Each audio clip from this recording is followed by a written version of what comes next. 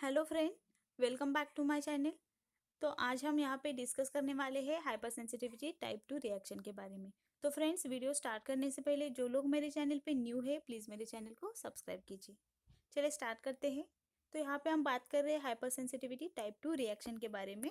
ये जो hyper sensitivity type 2 वाली रिएक्शन होती है वो आईजीजी और आईजीएम मेडिएटेड होते हैं, बिकॉज यहाँ पे कुछ कॉम्प्लीमेंट प्रोटीन का एक्टिवेशन हो जाता है।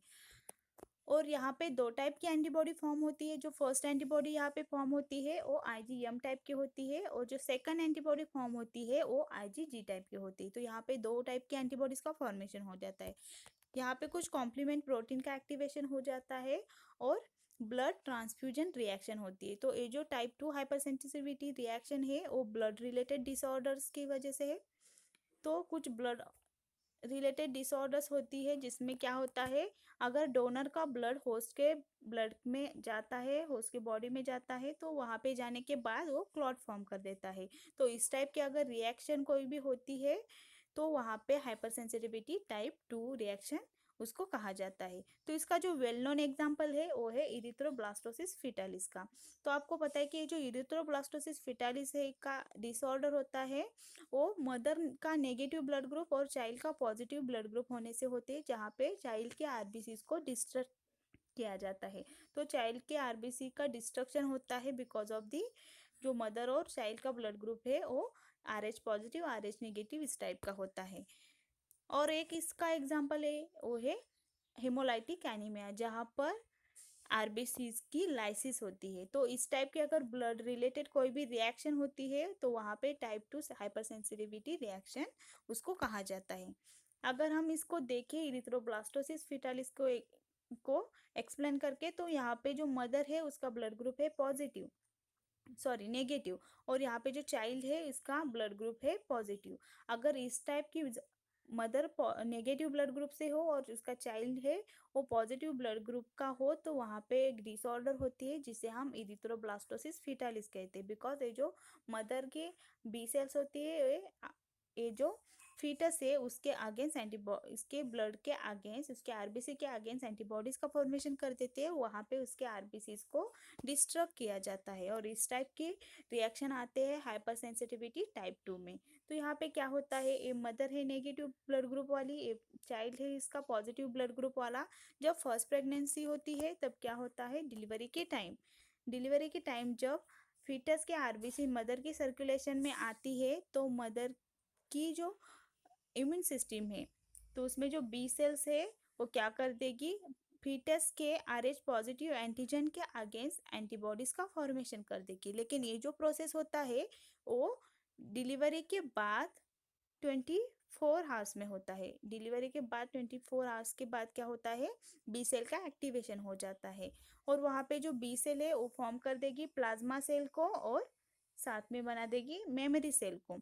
तो ये जो प्लाज्मा सेल क्या कर देगी, आईजीएम टाइप ऑफ एंटीबॉडीज का सिक्रीशन कर देगी और ए एंटीबॉडी मदर की सर्कुलेशन में जाएगी और वहाँ पे जितने भी फीटस के आरबीसी आई है उन सबको क्या कर देगी, डिस्ट्रक्ट कर देगी और साथ में यहाँ पे मेमोरी सेल का फॉर्मेशन हो जाएगा। तो ये जो मेमोरी सेल है एक काम कर देगी सेकंड प्रेगनेंसी के दौरान।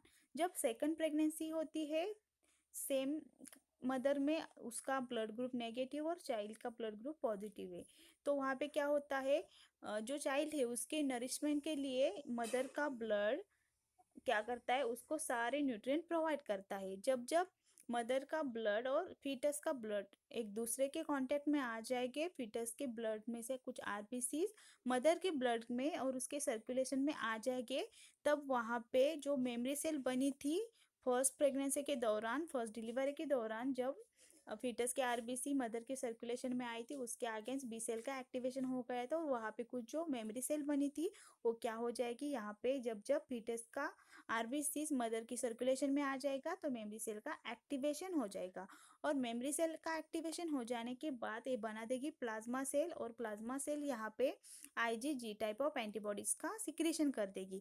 ये जो आईजीजी टाइप ऑफ एंटीबॉडी होती है वेरी स्मॉल एंटीबॉडी होती है जो सीरम में बहुत ही ज़्यादा हाई कॉन्सेंट्रेशन में प्रेजेंट होती है और इसके कुछ सब क्लासेस होते हैं जिसमें आता है IgG1, IgG2, IgG3 और IgG4।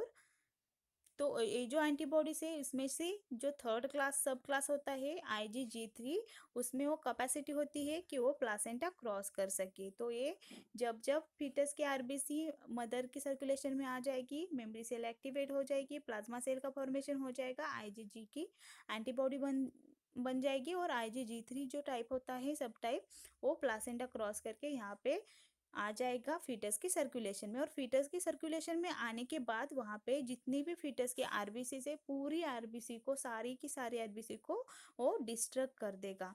तो वहाँ पे फीटस का डेवलपमेंट नहीं हो पाएगा, फीटस मर जाएगा।